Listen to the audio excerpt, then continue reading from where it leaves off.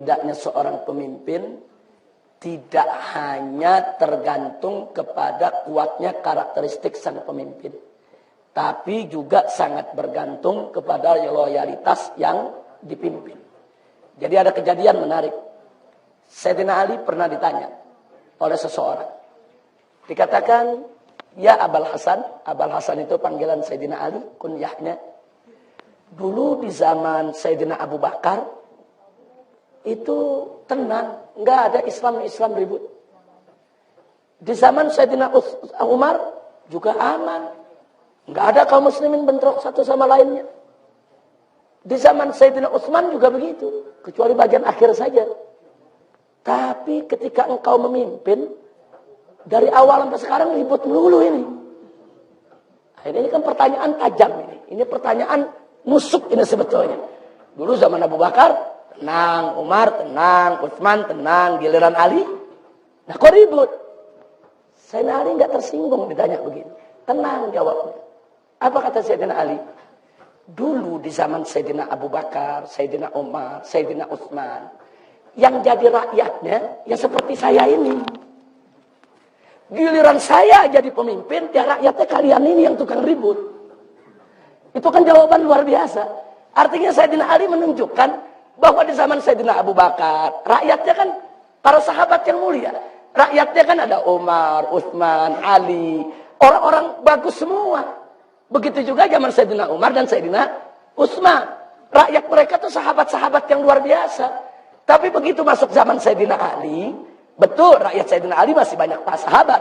Tapi kan sudah kemasukan yang lain, yang bukan sahabat. Kemasukan yang sering membangkang. Maka Sayyidina Ali di sini memberi pelajaran luar biasa kepada kita. Jadi keberhasilan seorang pemimpin seperti Abu Bakar, Umar, Utsman juga bergantung kepada yang dipimpin.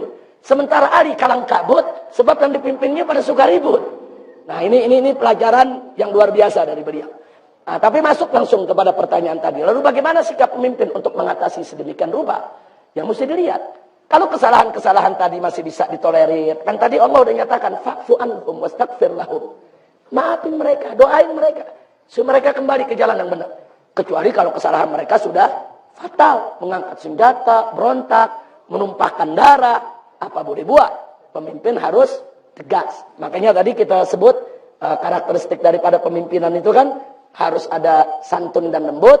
Pada saatnya, pada saat lain harus tegas dan berani. Nah begitu juga menghadapi daripada masyarakat yang membangkang terhadap pemerintah. Ya lihat, apa masih bisa dihadapi dengan santun, lembut. Kalau masih bisa, tidak boleh kita hadapi dengan tegas dan keras. Tapi kalau sudah tidak bisa, katakan seperti separatis. Dia akan berontak, angkat senjata. Atau seperti teroris, umpamanya, masang bom di mana-mana, mengganggu ketenangan. Ya harus tegas pemerintah.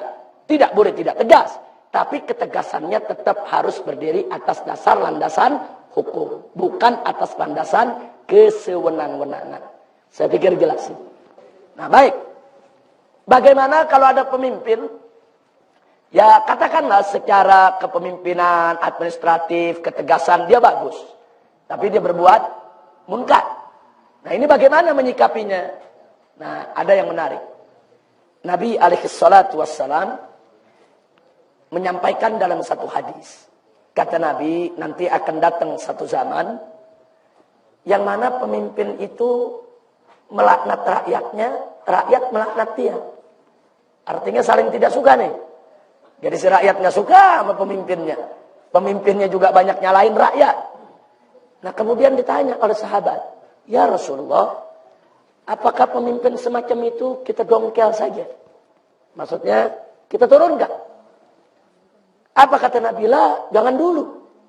Selama dia masih mendirikan sholat. Itu parameter yang dikasih oleh Nabi. Kalau dia masih mendirikan sholat, jangan kau jatuhkan dia. Tapi bukan berarti nggak boleh dikritik. Kritik silakan.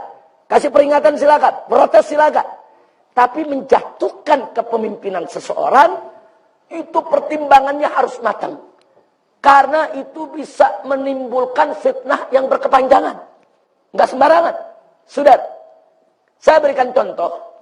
Irak di zaman kepemimpinan Saddam Hussein dengan segala kekurangannya. Tapi rakyat di mana-mana hidup makmur. Mereka bisa dagang, mereka bisa sekolah, mereka bisa belanja, mereka bisa kemana-mana. Betul, Saddam Hussein punya kekejaman. Ada orang-orang tertentu merasakan kezaliman dia. Dibunuh dengan sewenang-wenang oleh Saddam Hussein dan lain sebagainya. Tapi mayoritas rakyat hidup dalam ketenangan. Begitu Saddam Hussein dijatuhkan, 15 tahun yang lalu, sampai sekarang Irak tidak pernah tenang. Anda bisa lihat. Pembunuhan di mana-mana, pemerkosaan di mana-mana. Penyembelihan orang di mana-mana. Pokoknya siapa yang merasa dirinya kuat, dia tindas orang-orang yang tidak kuat. Ya sunninya, ya syiahnya, ya ekstrim sama saja. Nah, itu yang terjadi sampai hari ini. Nah, begitu juga kita lihat di Libya. Pada saat dipimpin oleh Muammar Gaddafi, Libya itu sejahtera, makmur. Nggak ada pengangguran, nggak ada orang miskin, makmur. Pendidikan gratis, rumah sakit gratis. Betul, memang Muammar Gaddafi ini orangnya unik. Dia jarang mau dengar daripada suara rakyatnya. Diatur itu negara sedemikian rupa. Tapi ketika itu rakyat hidup terjamin, makmur. Begitu dia dijatuhkan, sampai hari ini saling bunuh nggak berhenti di Libya. Sampai hari ini. Bukan kita mengatakan nggak boleh menjatuhkan pemimpin. Bukan. Menjatuhkan seorang pemimpin itu pertimbangannya harus matang. Pertimbangannya harus masak. Jangan sampai nanti terjadi fitnah yang luar biasa. Yang paling dahsyat di Somalia. Saya contohkan. Di Somalia itu presidennya dibunuh. Begitu presidennya dibunuh, kacau balau satu negeri. Akhirnya di provinsi-provinsi ada jenderal-jenderal yang punya senjata, punya prajurit. Dia jadi pemimpin di wilayahnya. Dia rekrut preman-preman untuk menguatkan posisinya. Setiap provinsi punya pemimpin sendiri. Dan mereka nggak bisa tunduk kepada pusat. Orang presidennya udah dibunuh. Kacau di pusat. Nah kemudian apa yang terjadi? Tiap jenderal ini supaya posisinya kuat, prajurit tidak seberapa, dia rekrut para preman. Begitu preman ini dapat senjata dari sang jenderal, sewenang-wenang. Tiap hari pemerkosaan, pembunuhan, perampokan, penjarahan. 2 tahun tidak berhenti. Dan ulama-ulama di sana, banyak ulama-ulama sufi. Nggak ada itu. Ulama organisasi, punya laskar, punya harokat. Nggak ada. Mereka sufi tarekat. Pasrah. Mereka nggak punya kekuatan. Tapi 2 tahun kemudian, baru. Nah ulama-ulama tadi selama 2 tahun, baru menyadari kelemahan mereka. Ini negara udah dikuasai oleh para jenderal, para prajurit, dan para preman. Satu negeri. Pembunuhan, perampokan, pemerkosaan setiap hari. Begitu presidennya dibunuh. Nah akhirnya selama 2 tahun ada seorang yang bernama Ahmad Syarif. Dia punya majelis. Dikumpulkan murid-muridnya. Dia latih. Dia rebut kampungnya. Setelah itu dia rebut kecamatannya. Dia rebut provinsinya. Dia bentuk kekuatan. Dia lawan itu tentara dengan preman. Nah, gerakan dia didukung oleh para ulama-ulama di Somal. Akhirnya ulama-ulama di Somal kumpulkan murid-muridnya di mana-mana. Gabung. Mereka namakan diri mereka Mahkamah Syariah. Nah, begitu mereka udah makin kuat, mereka serbu provinsi ini. Dia serbu jenderalnya. Dia serbu premannya. Begitu dia rebut, itu jenderal dia hukum mati depan rakyat. Itu preman-preman yang memperkosa, membunuh, merampas selama 2 tahun. Mereka hukum mati depan rakyat. Dan luar biasa, dalam waktu 2 tahun kemudian, seluruh satu negeri mereka rebut kecuali ibu kota. Semua provinsi berhasil direbut. Diamankan, dia tenangkan, kecuali ibu kota. Nah begitu mereka merebut ibu kota, Amerika ikut campur. Amerika bikin presiden boneka. Amerika nggak mau kelompok ini masuk. Kenapa? Karena ini kelompok gerakan Islam. Karena ini kelompok ulama, ini kelompok syariat. Sampai Amerika akhirnya meminta kepada Ethiopia, meminta kepada Eritrea, kirim tentara, membantu presiden bonekanya Amerika. Akhirnya terjadi perang luar biasa di Mogadishu, dan puluhan tentara Amerika ditangkap, diseret-seret di jalan. Nah mungkin para ustadz pernah dengar itu beberapa tahun yang lalu, yang akhirnya Amerika kapok mengirimkan tentaranya ke sana. Nah saya hanya ingin memberikan gambaran. Jadi kalau ingin berontak, ingin menjatuhkan satu pemimpin, satu presiden umpamanya di satu negeri, itu perhitungannya mesti matang, perhitungannya mesti masak. Bukan nggak boleh, bukan. Yang zalim itu memang harus diturunkan, yang jahat itu memang harus dibendung. Nah tapi kalau ada jalan lain Kenapa tidak? Apalagi tadi pertanyaannya kalau dia masih punya apa? Kelebihan, masih punya kemampuan. Baiknya kita jaga, jeleknya sama-sama kita kasih peringatan, nasihat. Supaya dia bisa berubah. Nah, ini yang ingin saya ingatkan. Nah, tapi ingat, ini tidak berlaku bagi pemimpin kafir di negeri Islam. Tidak berlaku. Jadi negeri-negeri Islam, wilayah mayoritas Islam, haram dipimpin dengan pemimpin yang bukan Islam. Kecuali kalau kita tinggal di negeri yang bukan Islam. Kita tinggal di Amerika. Di Amerika lagi ada pemilihan presiden. Presiden yang satu mengatakan kalau saya menang, dakwah Islam saya lindungi. Umat Islam saya kasih kebebasan. Calon presiden yang satu lagi mengatakan kalau saya menang, umat Islam akan saya awasi. Umat Islam tidak boleh sembarangan dakwah di Amerika. Maka seluruh umat Islam di Amerika wajib untuk memilih calon presiden yang siap memberikan perlindungan kepada umat Islam. Walaupun itu calonnya kafir. Karena itu memang bukan negeri Islam. Tapi kalau di negeri Islam model Indonesia, kemudian calon presidennya bukan Islam, haram. Nggak boleh. Calon presiden Indonesia wajib Islam. Nah kalau ada yang mengatakan, Habib, tapi kan dalam undang-undang dasar nggak disebut soal agama. Dalam undang-undang dasar konstitusi kita kan agama saja boleh, agama apa saja boleh jadi presiden. Jawaban kita, wajib itu di amandemen. Harus dirubah. Nggak boleh ada konstitusi mengizinkan orang di luar Islam untuk menjadi pemimpin di negeri yang mayoritas Islam. Haram. Itu undang-undang harus dirubah. Undang-undang dasar tersebut wajib untuk diamandemen. Nah, makanya sekedar sekilas sejarah supaya para siswa tahu. Dulu pada tanggal 22 Juni tahun 1945 ketika Piagam Jakarta itu digulirkan, di sana disebutkan bahwa Presiden Indonesia harus pribumi yang beragama Islam. Ditulis. Dan pada saat kita merdeka tanggal 17 Agustus tahun 1945, kalimat itu masih ada dalam dasar negara Republik Indonesia. Tapi pada tanggal 18 Agustus 1945, atas tekanan Jepang, dipaksa, akhirnya pasal tadi dirubah. Presiden Indonesia harus pribumi. Agama Islamnya dihapus. Tapi masih bagus. Masih ada kata-kata pribumi. Nah, terus kemarin waktu kita reformasi tahun 98, di amandemen Undang-Undang Dasar. Sampai 4 kali amandemen. Dirubah lagi. Sekarang bunyinya, Presiden Indonesia harus WNI. Bukan pribumi. Nah sekarang pertanyaannya, itu bisa diubah-ubah Undang-Undang Dasar. Dari pribumi Islam menjadi pribumi saja, sekarang menjadi WNI. Kenapa kita tidak bisa untuk kembalikan lagi ke semula? Harus pribumi yang beragama Islam. Ini harus diperjuangkan oleh orang-orang Islam yang ada di DPR MPR. Nggak boleh dibiarkan. Ini ditulis WNI berbahaya. Kenapa berbahayanya?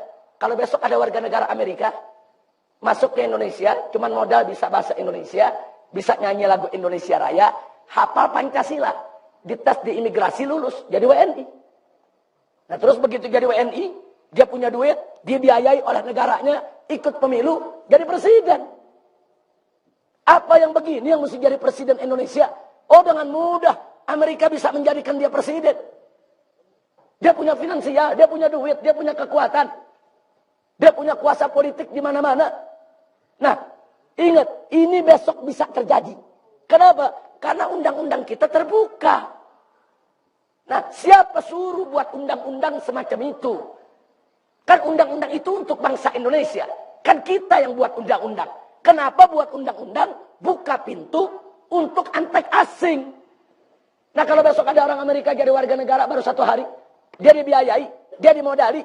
Dan bangsa kita ini, maaf, masih banyak yang dikasih 50.000, dia tusuk pemilu.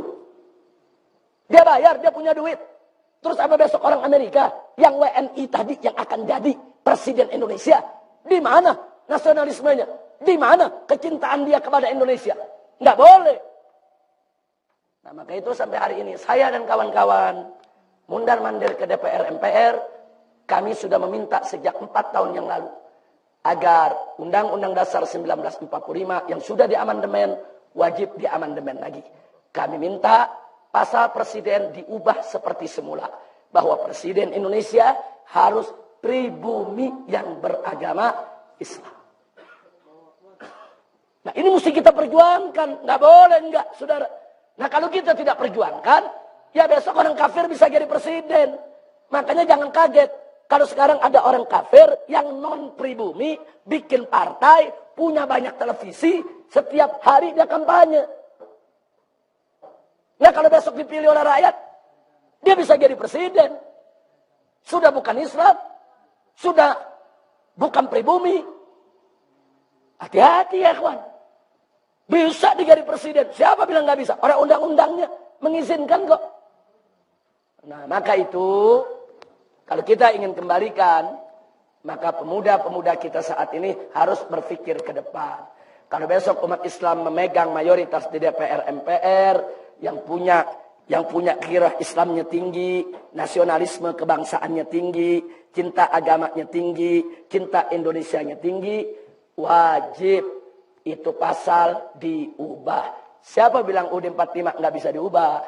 UUD 45 itu bisa diubah melalui sidang MPR. Dorong MPR. Sebetulnya kita sudah protes ini dari tahun 98. Kami minta itu diubah.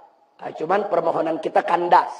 Bahkan kita minta kembalikan Piagam Jakarta sampai tahun 2004. Terakhir diadakan amandemen. Nah begitu kita kandas, kita belum dapat kesempatan lagi. Tapi dari 3-4 tahun yang lalu, kami sudah dorong kawan-kawan yang ada di DPR. Supaya nanti ada sidang umum MPR, wajib itu pasal dikembalikan seperti sedia kala. Kita mesti cinta agama kita, dan kita mesti cinta negeri kita. Maka itu saya dorong, yang harus jadi presiden Indonesia, pribumi asli Indonesia, dan beragama Islam. Jangan kasih orang, saudara. Jangan kasih orang mimpin negeri. Harus pribumi asli Indonesia, beragama Islam. Jangan pernah izinkan orang lain untuk memegang negeri ini. Berbahaya. Nah, saya rasa jelas. Jadi artinya pertanyaan tadi tidak berlaku untuk orang-orang yang kafir. Nah, tapi kalau orang Islam, ya dia banyak baiknya. Ada sedikit kesalahan. Kalau bisa dimaklumi, dimaklumi. Kalau kita bisa sabar, kita sabar. Kalau bisa kita protes, ya tetap kita wajib protes. Tapi kalau untuk diturunkan, jangan. Kecuali kalau sangat darurat. Kecuali kalau sangat terpaksa. Jangan ya Wan, kalau nggak terpaksa jangan menurunkan pemimpin. Itulah akidah Ahlus Sunnah wal Jamaah. Baik, saya rasa cukup. Mudah-mudahan apa yang saya sampaikan ini bermanfaat untuk kita semua. Dan para guru dari Insan Mandiri, saya mohon maaf kalau dalam penyampaian ini ada yang kurang berkenan. Dan kita ucapkan terima kasih kepada seluruh Dewan Guru, begitu juga seluruh siswa yang telah sudi bersilaturahim ke pesantren alam dan agrokultural Markas Syariat. Nah itu saja yang bisa kita sampaikan. Sekali lagi terima kasih kepada Dewan Guru dari Lembaga Pendidikan Insan Mandiri Cibubur. Terima kasih kepada para siswa. Dan tidak lupa terima kasih kepada tim rasilnya ini, TV maupun radio yang sudah ikut meliput daripada kegiatan ini. Mudah-mudahan kita diberkahi oleh Allah Subhanahu wa taala, dan mudah-mudahan semua siswa di sini dimudahkan dalam belajarnya, dimudahkan menuntut ilmunya, diluluskan dalam ujiannya, dan kelak menjadi pemimpin-pemimpin Islam yang baik dan berkualitas. Amin ya rabbal alamin. Rabbana atina fid dunya hasanah wa fil akhirati hasanah wa qina adzabannar. Wa sallallahu ala sayyidina Muhammadin wa ala alihi wa sahbihi ajma'in. Walhamdulillahi rabbil alamin. Sekian, terima kasih banyak. Hadani Allah wa iyyakum ila siratihil mustaqim. Wassalamualaikum warahmatullahi wabarakatuh.